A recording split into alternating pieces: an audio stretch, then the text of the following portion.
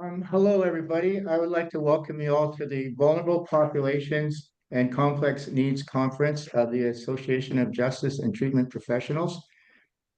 Our plenary 3 today is called Seamless Pathways for Mental Health and Addictions Care, a collaborative model for recovery at Lakeridge Health. I'll be your moderator for this session. My name is Dan Bolton. The context for me being here is that I lived on the streets from 15 to 23. I have over 30 years of recovery. I hold a BA from Western University, and I do peer support on the front lines of St. Thomas. I do partner on several steering committees. I'm the founder of a group called the Homeless Coalition of St. Thomas, and we got the city to build 3 supportive housing buildings, and we got a doctor in the field that has resulted in over 100 peers of mine to be on Sublocade injections that are life-saving. And I recently became a licensed paralegal, and I'm co-chair of the local justice pillar. And it is my pleasure to host this meeting today.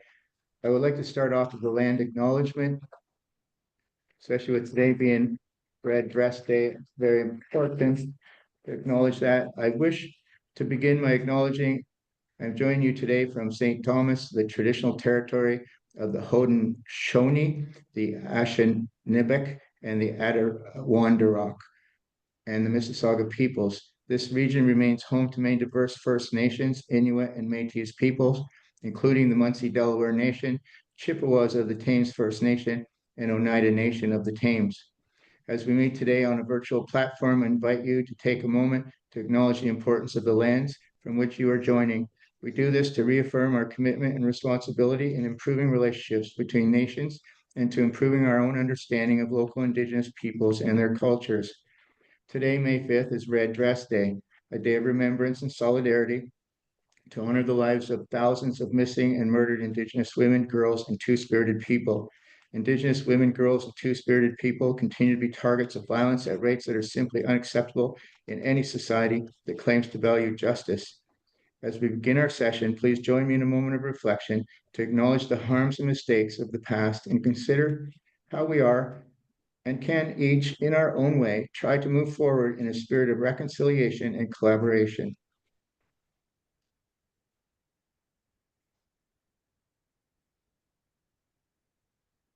If you have any questions today during our panel, will you please put them in the questions and answer box versus putting them in the chat box? And our panel will address those questions during our last 15 minutes together. Our panel consists of 2 presenters, Mandy Burshaw. Mandy started off her mental health and addictions career back in the 90s with Canadian Mental Health Association Peterborough as the ACT case manager. Over the past 28 years, Mandy has spent most of her work in management, starting with Community Care Durham, where she managed the mental health program for all Clarington, along with managing the PCSP Community Support Program, partnered with Ontario Shores Centre for Mental Health Sciences for the entire Durham region. Mandy now works for Lakeridge Health, Durham Mental Health Services, as the Crisis Service Manager for Outpatient Crisis. Mandy is a strong advocate for mental health and addictions clients, along with a passion for the work she does. Mandy believes in fostering healthy teams to ensure the most effective client care possible. And we have Angela Buffett joining Mandy. Angela is a registered nurse for over 25 years, working with vulnerable populations across people's lifespans. She began her career at Sick Kids Hospital in the burns, plastic, and urology department. In 2011, Mandy obtained her Master of Nursing and pursued an education role at Lakeridge Health on the Integrated Stroke Unit. Throughout her career, she has held various leadership and clinical roles. As a clinical practice lead in complex continuing care and medical surgical units, she supported newly hired nursing staff and provided educational opportunities tailored to individual learning needs. Her experience as a geriatric emergency nurse deepened her understanding of community resources available to seniors striving to maintain independence at home. During the COVID pandemic, she had the opportunity to manage the patient COVID-19 vaccine team, ensuring access to vaccinations for hospitalized patients facing barriers to community-based care, including those within mental health and older adult populations. For the past 18 months, Mandy has served as a manager of Pinewood Residential Withdrawal Management Services, Pinewood Addiction Services, and the RAM Clinic, the Rapid Access Addiction Medicine Clinic. This role has given her a deeper understanding of how substance use intersects with the social determinants of health and has reinforced her commitment to improving access to care for individuals facing addiction and mental health challenges. Mandy and Angela, it's all yours. Thank you so much, Dan. We appreciate that. And thank you so much for being our monitor today. So we're just going to share our screen here. I'm just pulling up the presentation. And bear with me, we use Teams. So can everybody see this presentation? No. Oh, yes, now we can. Okay, we're good? Okay. So over the last number of years, we have been hard at work in the Durham region. So for anybody who doesn't know where Lakeridge Health is, we encompass the entire Durham region. We are quite large and cumbersome when it comes to support, and we have really started to focus on the mental health and addiction world within the Durham region. So today being a significant day for Red Dress Day, as Dan has mentioned, we also wanted to do a land acknowledgement as well. So we respectfully acknowledge the Central East region is located on the traditional and treaty territories of the Mississaugas of Scugog Island, First Nations, William Treaties, First Nations of Curve Lake, Hiawatha, Georgina Island, Beausoleil, and Rama First Nations. Our work on these lands acknowledges their resilience and their long-standing contributions to the Central East area. We offer our gratitude to the Indigenous peoples for their care and teachings about our relationship to Mother Earth and all living things, that we may foster these healthy teachings and relationships in the journey of Indigenous and non-Indigenous patients. We also acknowledge and support the Truth and Reconciliation Commission's 94 calls to action to advance Canada through the process of reconciliation with First Nations, Inuit, Métis, and urban Indigenous peoples. The health section to the call of actions envisions improving health outcomes and Indigenous peoples in Canada.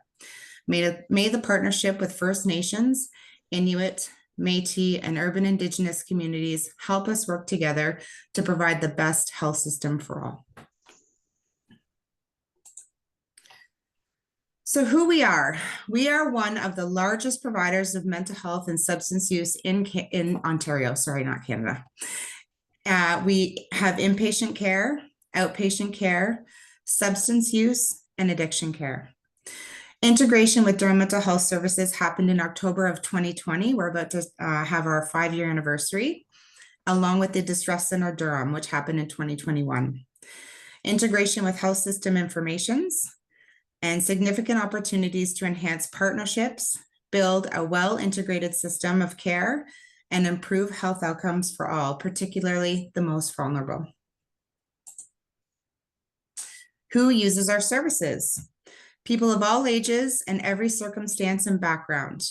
Over the last year, we have had 100,000 mental health visits for adults, more than 12,000 visits for youth and children, and we have had more than 14,000 visits to our emergency departments related to mental health and substance abuse. And we have 5 hospitals across the Durham region. Program overview. So during the last couple of years, we have really tried to streamline our services. We have created a single access point to care for our mental health and addiction programs. This is called Central Connect.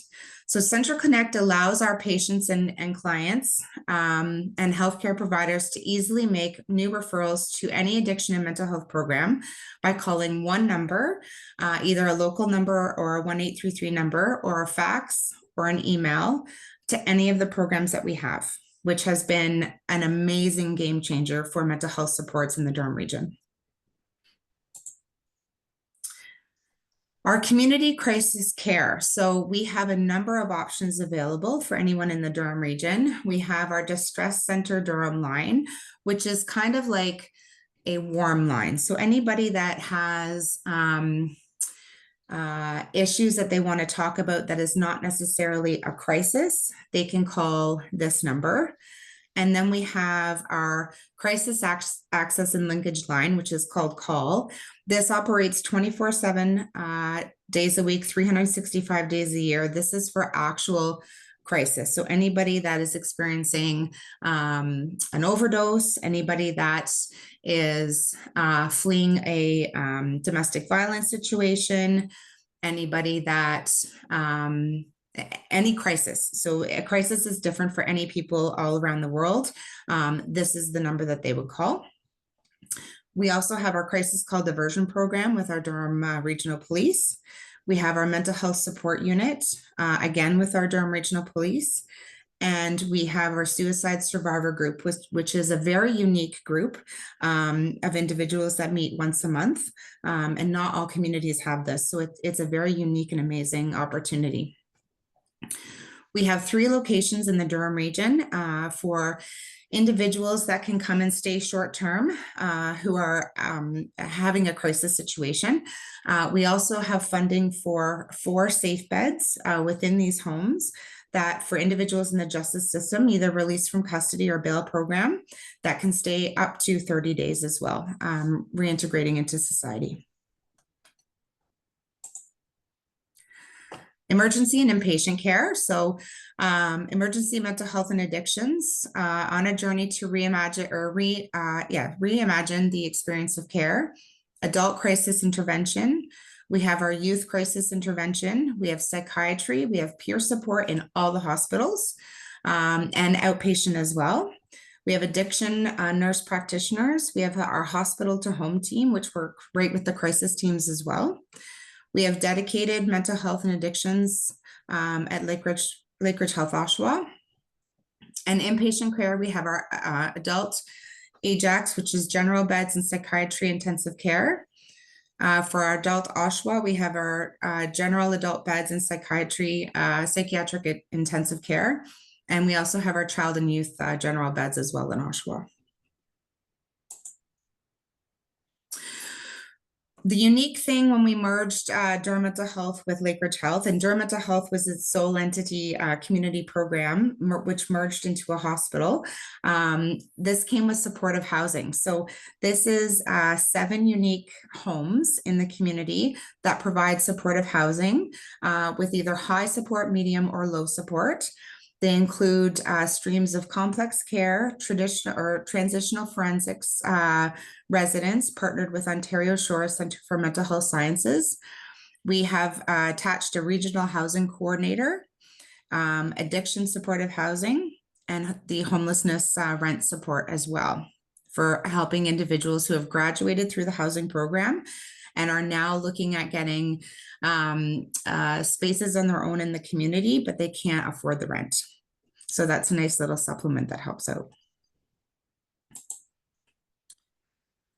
So our addictions and substance use services include residential programs. So this is our withdrawal management, our women's programs, umbrellas program, which is individuals, women who are pregnant and using substances. This helps individuals through that process as well. Rapid access addiction medicine, which is our RAM clinics. And we also have gambling, gaming, and technology programs as well.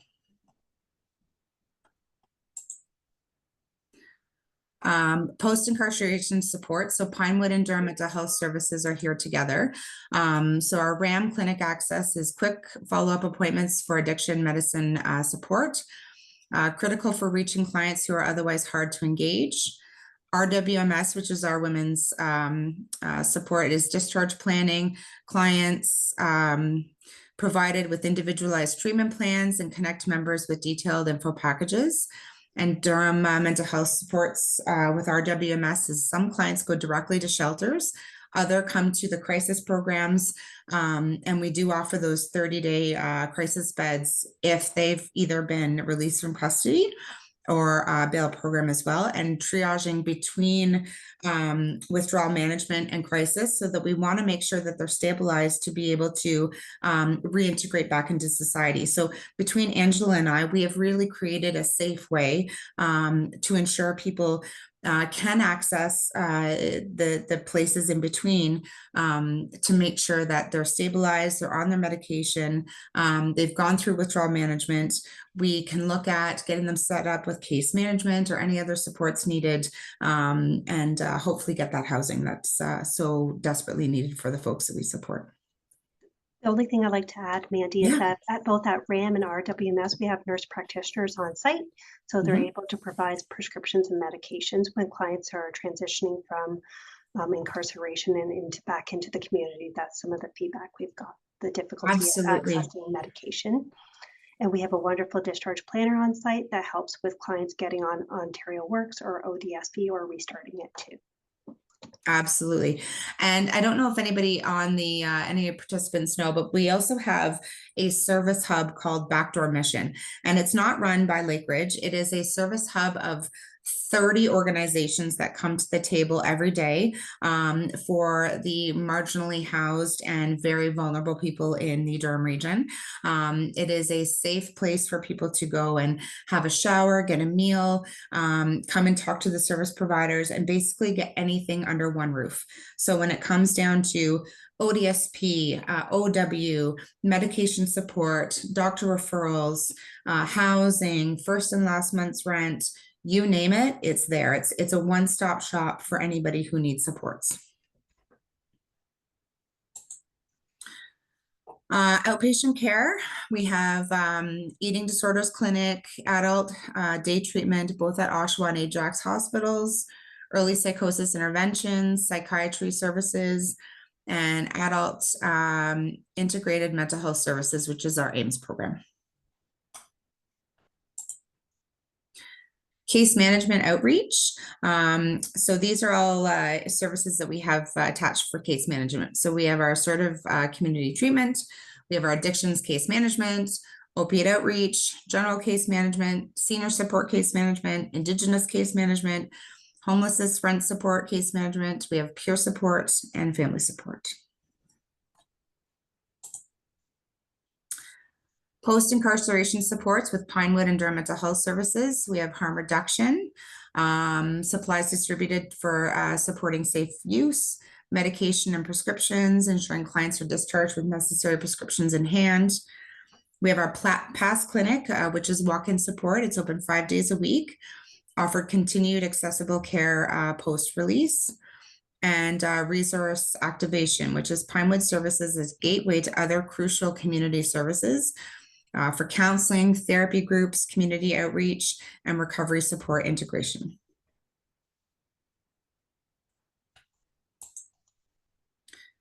We have court supports. So this includes drug treatment court, concurrent disorders, court diversion, youth addiction court diversion, adult court support, youth court support, release from custody, and pre and post diversion support. Release from custody case management. So we accept all referrals directly from jail or from the communities or right from the bail program itself.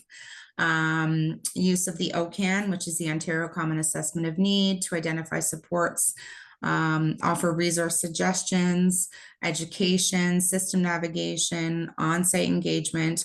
So a lot of my, part of my role is I manage the mobile crisis team and the crisis call line. So my mobile team will go directly into the cells and do the screenings to see if they are able and suitable to come to the units for a bed.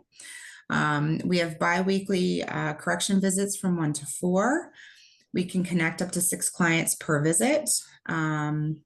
Challenges in advocacy. So access to the Durham mental health beds can be difficult, but we try to limit all barriers as possible to ensure that we can see the clients that we can on a daily basis, and ongoing advocacy for the client needs. So we do have child and youth programs as well, child and family programs for outpatient care and day treatment. We have eating disorder programs. We have school-based youth addictions outreach. So we have counselors that go into the schools every week for all of Durham region that will connect with students and talk about addiction supports. And yeah, the Durham Appraisal and Screening Initiative for Youth and Youth Court Diversion as well.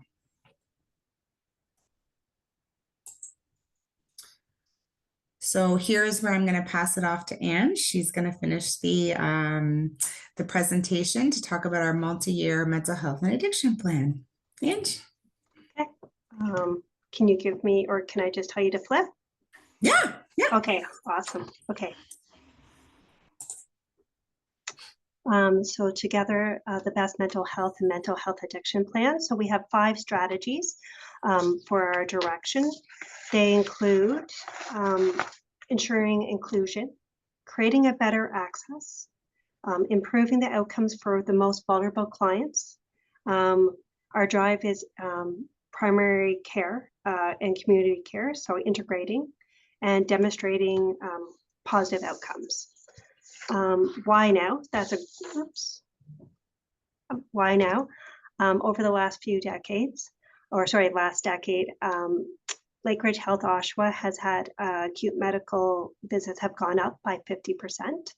The population is set to double in the next 20 years. And COVID-19 has had a profound effect on individuals' mental health. Public data demonstrates the impact, such as increasing individuals' anxiety and depression, and we have seen an increase in consumption of alcohols and other substances. Again, our opioid crisis teams continue to work, and so did our paramedic team during the pandemic. Next slide, please. You can see that our partners in our engagement, it starts with people with, again, the peripheral or the center is individuals with lived experience, and then it moves to subject matters. So we have a lot of community partners that we work with. Again, it's our co-chairs at Lakeridge Health, Caria Community Health Centers.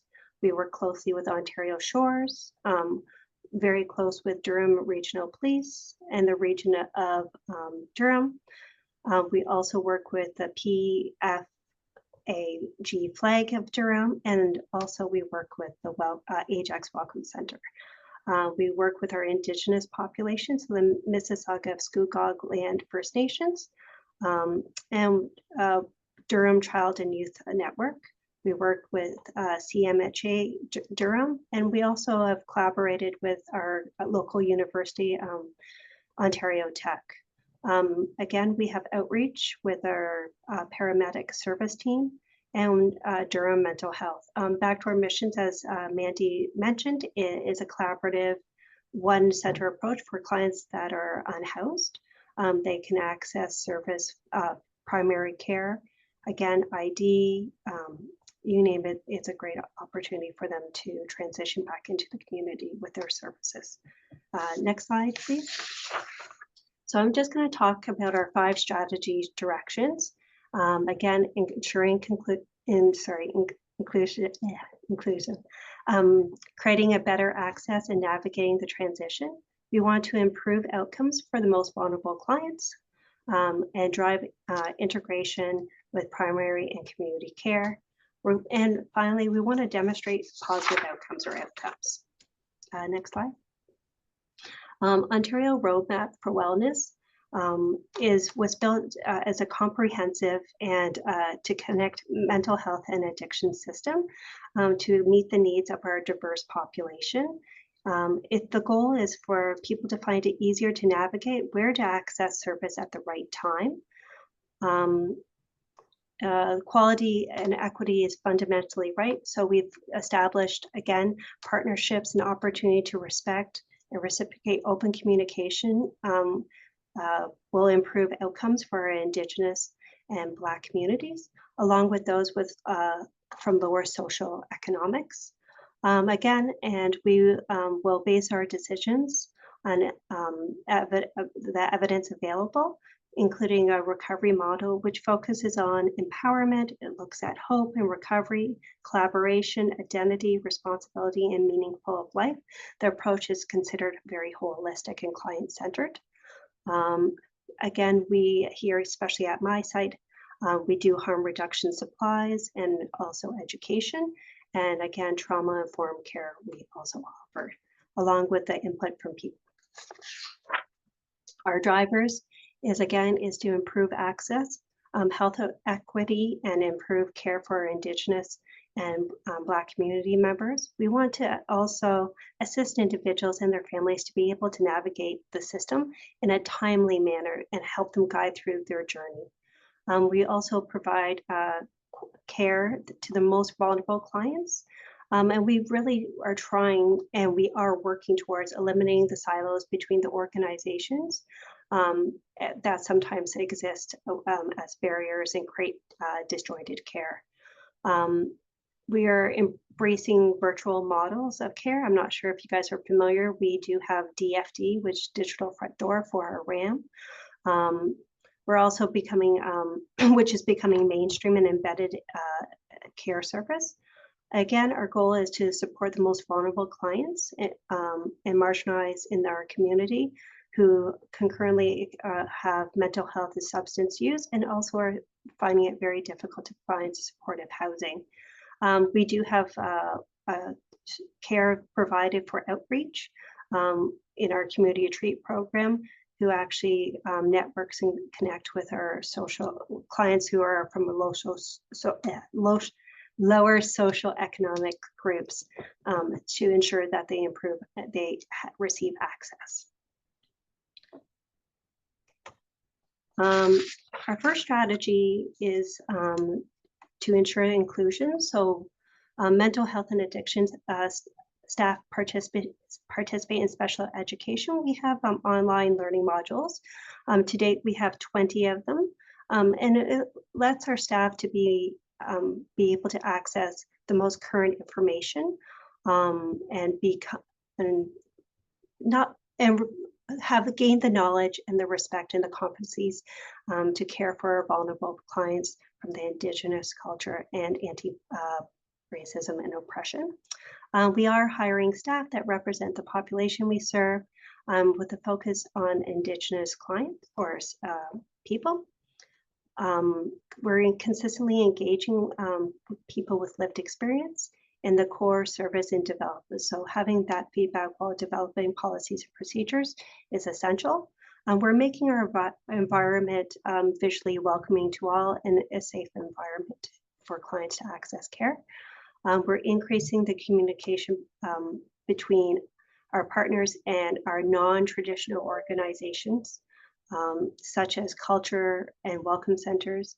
Again, one of our engagements is now looking into the bigger, broader community and accessing and connecting with the universities and colleges. And we're engaging with individuals with diverse backgrounds and to ensure that our information that we're sharing is updated.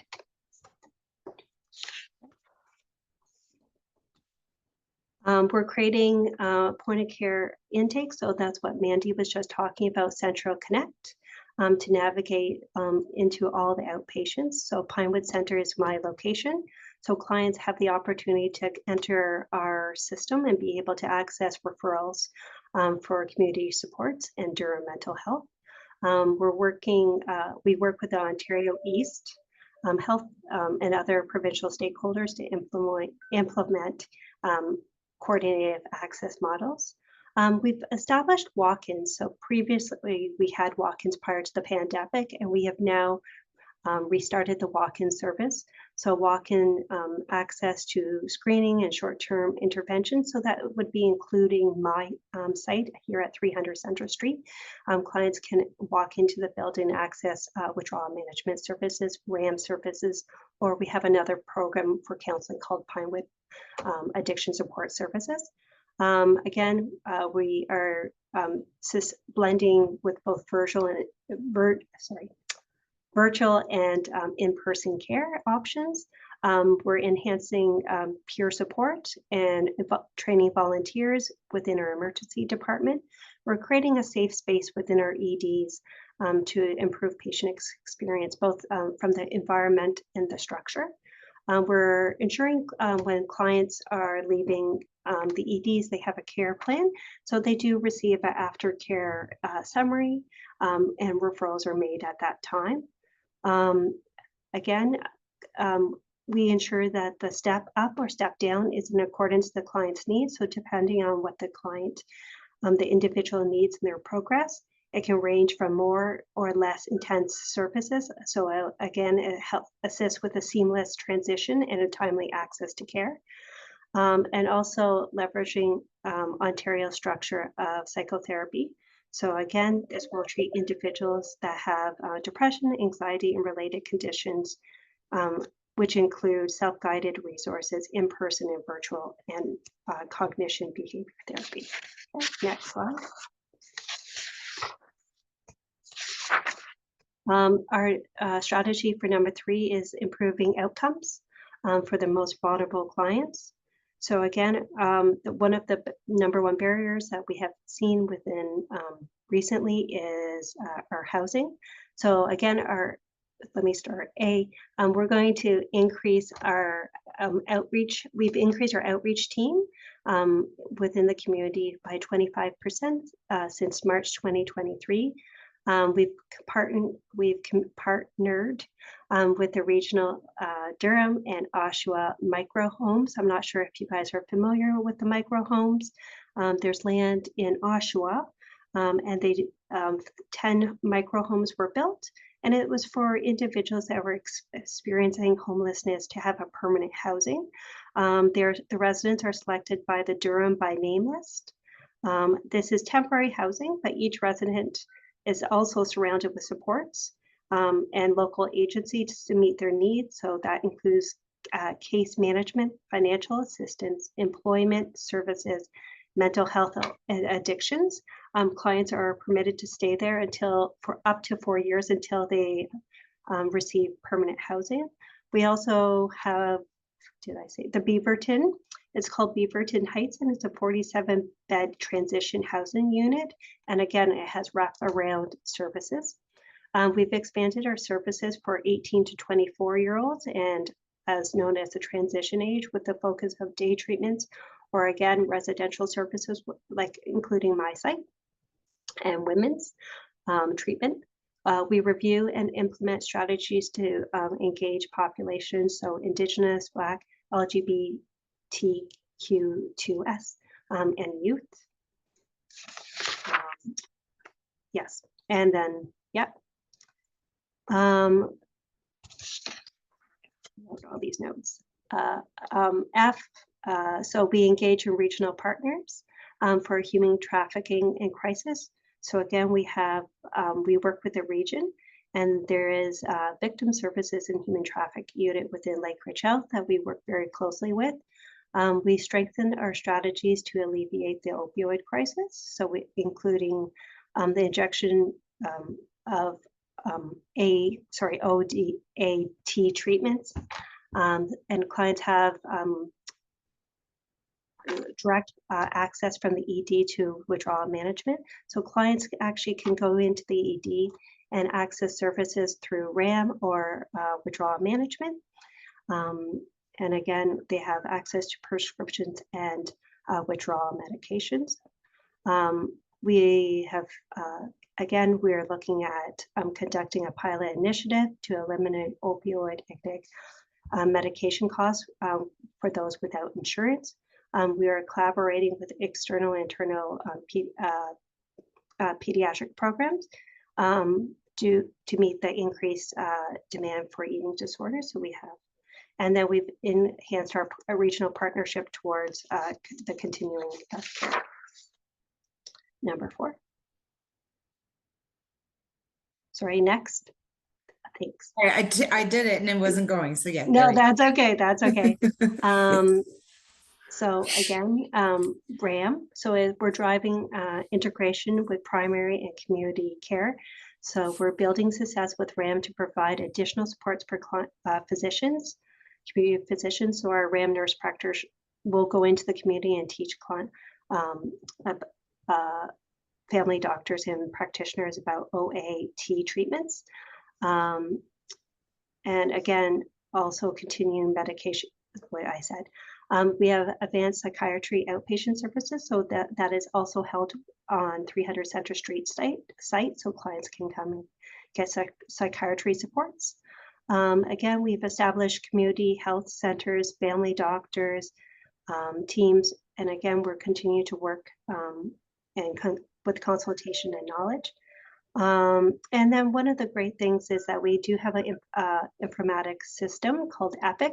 So we're able to ensure that we actually send information in a timely manner so that the community can access clients' records and ED visits. So number 5 is demonstrating outcomes. So we're implementing measure-based as a part of Epic. We're collecting data to ensure that access and monitoring for diverse populations are accessing our services with the frequency and contribute to equity of to a health equity plan. So we are constantly looking at ways in which to improve our service. We have measured efficiencies and quality improvement with the integration of the mental health services with Lakeridge Health. And we're also looking at, we've implemented programs to develop and evaluate health equity, such as health equity impact tools. Okay. We are one of the community partners in advancing the plan regionally. So at Lakeridge Health, we have 4 pillars. The pillars include Better Together, exploring evidence-based and measurement-based working group. We also are looking at IDEAAs, and we're working with champions. And last but not least, we have quality initiatives. Okay, some of the things we did take the time to talk to our community partners and our staff that work with the most vulnerable clients. And we did get a list of ways where if we have the opportunity and we want to continue to grow, lack of ID hinders access to many services. So one of the initiatives is with backdoor admissions. They actually do have an ID site set up. We have, probably similar to most of you, we have ongoing housing instability and the need for streamlining access to resources, which we're continuing to work on. No primary practitioners. So when clients are transitioning from incarceration into the community, they again have no primary practitioners and not able to access their medications. It's been reported that they're not provided scripts on post-release. Some of the recommendations is, again, having Ontario Works is paused when they're incarcerated and leaving without coverage. When they do transition back into the community, there's no housing plan, which is challenging, and they usually access backdoor admissions, Durham Mental Health, or my site, which is residential withdrawal. And again, when a client transitions back into the community, we do our best to try to provide the care. And one of the clients, when I was having a conversation, and one of the staff wrote, clients should not be getting sober only to be returned to the streets. So a client actually mentioned that to me because he did have sobriety, but when he was returned, the stress of the transition, they relapsed. And next slide. Key contacts is, again, Mandy did talk about Central Connect. Central Connect is a great resource.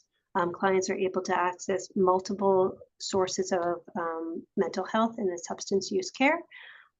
They can contact by telephone, by email, they can make a self-referral, or the referral can be made by their healthcare provider. We have Durham Mental Health Crisis Line, which a client can phone for service, mental health service. We have RAM, which is a walk-in service. It runs Monday to Friday from 9 to 3 o'clock. We have 2 locations. One location is at 300 Center Street, downtown Oshawa, and our second one is located within the hospital. And then the last is we have in downtown Oshawa residential withdrawal services. We have short-term resident withdrawal, but we do have support with addiction counselors, nursing, and an NP, and an addiction specialist. Okay. Okay, that's our presentation today. Mhm.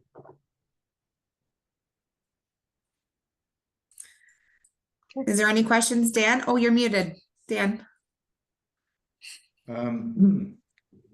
First, I have to say, wow, and thank you very much for the details. Holy mackerel.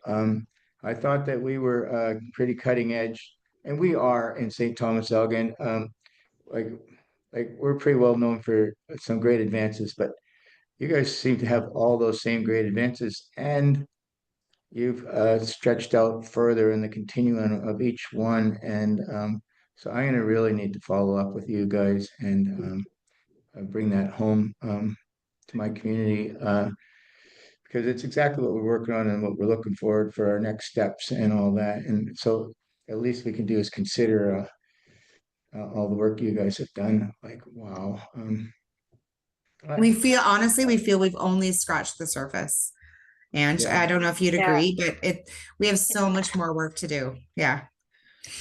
I think we have the same vision, which is amazing. So all the leaders are working towards an integrated system because our clients already find it difficult to navigate the healthcare system.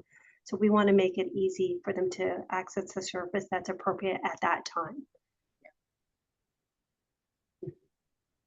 I'm not seeing questions in the Q&A. Oh, wait, we got one. Someone says they have a client currently residing in Ontario Shores. How would I refer them to the supportive housing program? Good question. Great question. I'll So, oh, sorry, go ahead. No, I'll leave that for you guys. Yeah, so we do with our supportive housing program, we do have some beds that are funneled through just for Ontario Shores. So I would suggest that they can call Durham Mental Health Services and I don't know if they're forensic, I don't know if they're general beds, I'm not sure who the client is or what kind of unit they're on. But they can definitely speak to the manager at Ontario Shores and have them work through with the managers at Durham Mental Health and look at that piece and get a coordinated bed set up. Boy, supportive housing seems to be key to the questioner, to your presentation, and to us in St. Thomas. Is your supportive housing, just let me ask that question, is it for people that are only abstaining, or is it for people who are, um, you know, they were living homeless and so experiencing homelessness and addiction? So we got them housed in supportive housing, but we did not put a stipulation on them that they can't come into our supportive housing unless they get straight. I bet you probably have two kinds of supportive housing. One for okay. We do, yeah, yeah. So I was just gonna say we have the addiction stream and then we have the mental health stream. So through Angela's program, we've got the addiction stream for beds. And then through the mental health program, we have the graduated home housing program for individuals for that stream. Yeah. And Sorry, do you have, oh, sorry, go ahead. my site is abstinence because it's withdrawal management. So clients that are coming in have to sustain. We have our length of stay here with our 22 bed unit. So we have 8 female and 14 male beds at our site. And yes, clients are coming in sustaining. Their length of stay is between 4 to 5 days. We have had some rare circumstances where we've had clients come in pregnant and we've had them stay longer. Again, clients are also able to transition to access Mandy's beds too. Do you have any supportive housing for people that are still using? That's with Debbie's program, Ange. Mm-hmm. Yeah, It we do. is? Yes, we do. Yeah. Yeah. Have you found that that's a intervention that really works? Like it's really super? Like that's what we found. It's a harm reduction strategy, absolutely. Yep, that's in place. Yeah. it was kind of a dream. A little group that I work with came up with the idea, and they asked the city for supportive housing and to be able to be in care, but not to have to abstain until if they get ready. 8 of us have gotten clean in our area, some through that housing, and so we know that some of us can make it, but generally speaking, the people in our supportive housing are still using, but they're being kept safe by not using alone, and the great care that they're getting. And so the intervention is really working wonderfully. And so they asked for it. That's the interesting part, is they asked for it. The city built 3 buildings. They're building the 3rd building now, and gave them the intervention. And these people, my friends, moved into the building. So they asked for the help. They moved into the help, and for 4 years they've been accessing the help. So they do want help. They know what the help looks like. There's some myths out there that they don't want help and things like that. It's just so, like, the myths, the false allegations, the stigma is very harmful, but uh, they know what they need, and they really do want help, and they're an incredible bunch of people, and I really appreciate all the work that you're doing for my peers and friends that I haven't met over in your area. It's wonderful. I have a daughter living in your area. It's been on the streets for 19 years. So I'm really glad to hear of all the great work that's going on. Yeah, well, so in my crisis locations, one of the biggest things is education. So all of my staff are trained in Narcan, and we have a lot of extra Narcan kits that we will pass out to our clients when they discharge. We want to make sure that they're safe, their friends are safe, they know how to use the kits. It's very important for individuals on the streets, and that exactly what you said, they are not using alone, right? Another question. Oh, that question is a thank you. Well, can I ask you another question then? Sure. Have you found that Sublocade, like I think you mentioned, I don't even know how to say it, as another opioid antagonist that you may be using. Is that another name for Sublocade, or is that another opioid Yes. Yeah. antagonist? Have you found that? So a lot of my friends met with the primary care doctor. So they actually asked for the doctor, and the doctor came in the field. So exactly what you're doing too. It happened differently here, and they got them on the doctor, and then they got on the Sublocade shot. But we didn't think to get our peers that are using methamphetamine on the Sublocade shot, and we lost a few of them from poisoning from fentanyl being put in their methamphetamine. And so we're starting to get our peers and friends on methamphetamine on Sublocade, just so they can't be poisoned by the fentanyl, even though they don't use fentanyl and they don't like opioids and they don't touch it, but they're still in danger of it. Have you found that it's beneficial to consider getting methamphetamine addicts on Sublocade? That's a great question. Dan, I think it's very individual to the actual prescriber and the practitioner, but I can definitely have Dr. Green, our addiction specialist, connect with you. I know that and it's interesting you mentioned this, because we've had some clients come in very fearful because they have overdosed and never overdosed previously. It's because of what's being mixed in what they're using.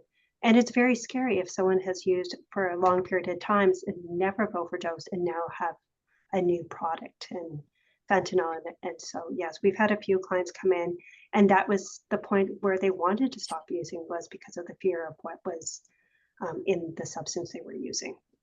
We are finding there's fentanyl in everything. Yes. We are finding individuals who are chronic weed smokers. There's fentanyl now in their weed, and they've never touched fentanyl before. It's literally everywhere, which is really scary. We're seeing it at increased incident in cocaine. Yeah. Cocaine, fentanyl, carfentanil. Yeah. And have no tolerance to it, and it's really dangerous. It's definitely we've been trying to do away with the word overdose and change it to poisoning, and that is a perfect example of why poisoning is more appropriate of a term. I do have one other question. Another critical, interesting question. you have the Central Connects line where people Yep. can call, and it looks like family and friends and employers and different people can call. Um, what me and my friends were asking for and wondering about is if we could get a line like that where people could call anonymously, so that say the person is calling for themselves, but they have children, or say a mother is calling and they want to get help, they want to get information. Is there such a thing as an anonymous call line for people to get help? So I would say it would not be the Central Connect line because that is put through our Epic database, right? It's an electronic health record. My crisis call line, which is an actual standard crisis line for Ontario, individuals can call and with the first thing that my staff will say is, can we chart in your Epic chart? And if the person says, no, I want to remain anonymous, everything is anonymous. Oh, Yeah. 'cause we're trying to figure out how to Yeah. accomplish this task, because and the idea came from the STD clinics for HIV/AIDS and stuff from years ago, where Yeah. everybody was told, oh, you can call anonymously, you can get help anonymously, and that was really important to a lot of people, Yep. that Yeah. they can maintain that privacy and safety and Yep. security, and Mhm. so, oh, that's key. You've answered three of my key questions that I've had going Good. forward for quite a long time. I would love to Yeah. speak to that doctor, like Angela mentioned, and I will get the tape and the recording and study it, and if there's a way of send an email and thank you and let you know what we're doing, and what if we change anything because of these, I'd like to let you know. I am on a lot of steering committees. We're Ontario Health Elgin, and you're Ontario Health East. We would probably be Ontario Health West, but or Southwest, but Ontario Health Elgin, anyways, and they're all doing incredible work. You guys are all doing incredible work. The lives you saved are saving. The mayor put his arm around me at Impact Awards last week, and he said, how many lives do you think we saved, Dan? And I said, Mr. Preston, statistically, the people in the supportive housing, we've almost lost 0 people in 4 years. And that is statistically significant. It is a statistically significant number of lives have been saved, and there are a lot more lives and a lot more work to do. And they all know that, everyone knows that, but it's actually proven interventions that actually work. We finally found some proven interventions that actually work. We've got Sublocade, addiction theory is advancing. We're getting there. They're wonderful people. My friends are wonderful people. We've lost so many, and the need is so great, and so grateful. I just want to say thank you to you. Thank you so much. Honestly, this has been a privilege and an honor, and it's been wonderful to be here today, and especially with my coworker Angela. So thank you to you, Angela, and I hope everybody has a wonderful day. Thank you so much. Thank you, everybody, for attending, and come for the rest of the week. It's everything I've seen about this conference has just been absolutely mind-opening. Thank you very much for being here today. Have a great day. Take care. Thanks. Bye.